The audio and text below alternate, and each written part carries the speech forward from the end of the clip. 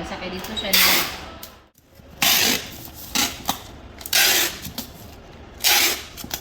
Ngayon mga ka-farmers, nandito tayo sa aking working area. So dito ay magpapak tayo ng mga itlog. So itong mga itlog na ito ay fertile at ito yung ipapadala natin via LBC. So meron tayong tray dito, dito natin ilalagay at ipapak natin ito ng bubble wrap, tapos ilalagay dito. At doon sa LBC, ilalagay natin sa karton at lalagyan natin ng mga yung rice hull para hindi maalog-alog. So merong nag-order sa atin ng 20 pieces ng itlog ng ating mga white leghorn. Kaya ito, white leghorn po ito. Yan.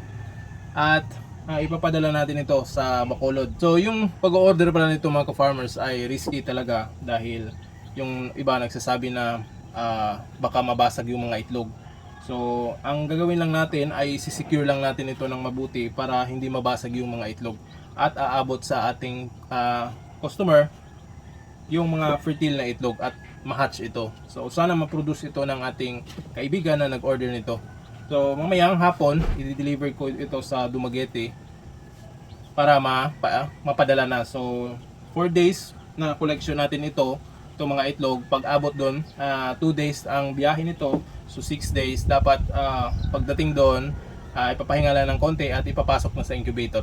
So ngayon, tulungan nyo muna akong mag-pack ng mga itlog natin. Alright?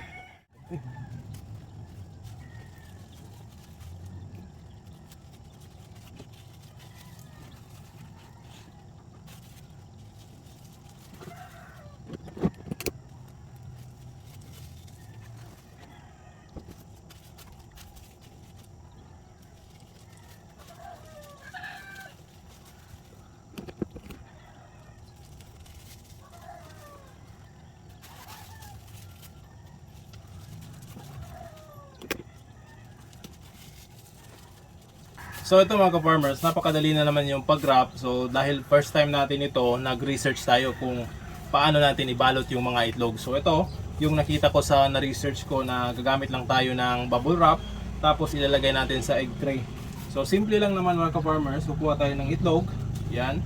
Ito yung itlog nating white leghorn. May marka na yan na white W. So meaning yan W, white leghorn pure yan. So ito yung bubble wrap natin. Babalutin lang natin itong itlog. So yan, i-roll lang natin yan. Tapos nating ma-roll. Yan, kadikit na yan. Kukuha lang tayo ng tape, scotch tape. Tapos iti-tape natin. So ayan, nakabalot na ng bubble wrap. Yan, dito sa ilalim ay close up natin ito. Tapos ito yung ilalagay natin sa dulo ng egg tray. So ganyan. So yung matulis na part doon sa ilalim. So ganyan ang paglalagay natin ng itlog. Ito yung mga nalagay na natin. So tig 12 lang yung ilalagay natin dito. So 20 piraso dito sa kabila, maglalagay tayo ng 8. So dito ay 12, 8 dito dahil 20 piraso yung in order. So ganoon lang kasimple. Pagkatapos nito mga ka-farmers ay itong isang tray tatakip natin dito sa taas. So ganyan. Tapos babalutin natin yan o i-tape natin ito or babalutan o itatali ng straw. So ganun lang, tapos ilalagay sa karton, tapos ipapa-LBC natin. Alright?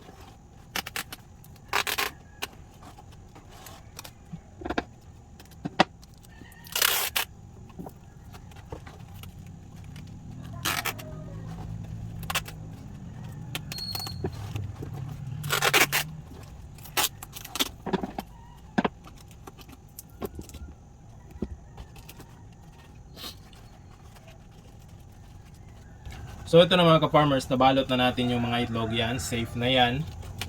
Hindi na yan mahuhulog. So ito sana yung babalot ko dito o itatali ko. Kaso pupunta ko ng LBC, sabi nila titingnan pa nila yung laman ng ipapadala. Kaya hindi muna natin i-full na balot ito para makita ng LBC, hindi tayo mahihirapan na pagtanggal dito. So pagdating doon, ito na yung gagamitin natin. Alright, so meron na tayong 12 na piraso at ready for delivery dito. Meron pa tayong isa.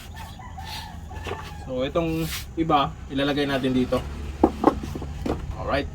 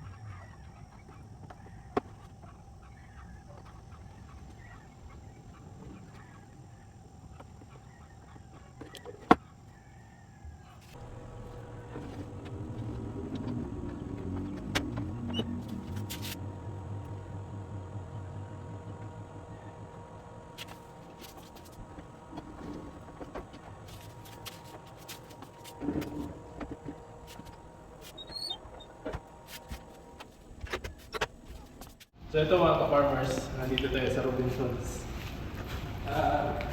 I-deliver muna natin ito at i-ship pa LBC natin. So parang walang tao. Close. So isang box. Bacolod City. Hinihingal ako. Alright. Kapoy-kapoy.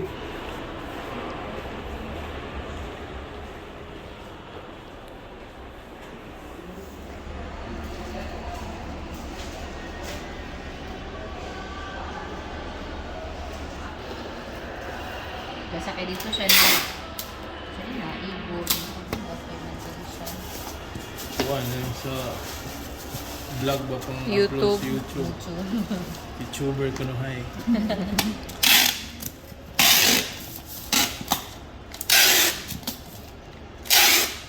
Pwede na mabutang agkuan sa fragile.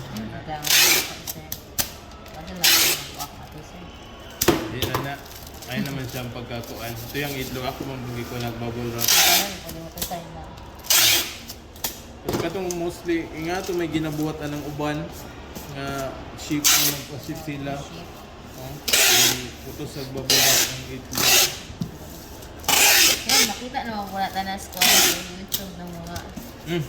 Lagi mo nag-search lagi ko kay ano ba? Kung saan ko pag-pack. Okay.